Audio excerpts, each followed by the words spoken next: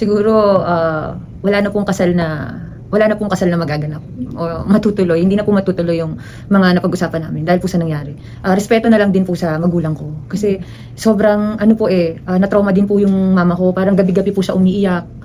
Hindi ko kaya na ganun yung nanay ko. Kumbaga, siya na lang yung natitira sa akin eh. Kumbaga, ingatan ko na siya. Nang dahil dun sa nangyari sa amin ni Jam, naging critical pa yung nangyayari sa nanay ko ngayon.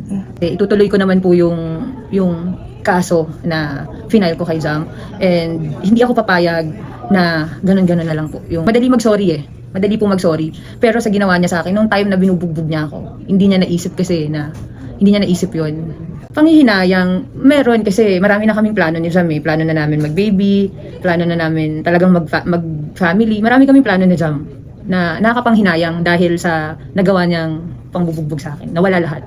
Po, hindi agad mawawala yun eh, kahit ganun yung ginawa niya sa akin. Love ko pa din naman po si Jam. Pero syempre, respeto na lang din po sa akin bilang babae. And sa family ko.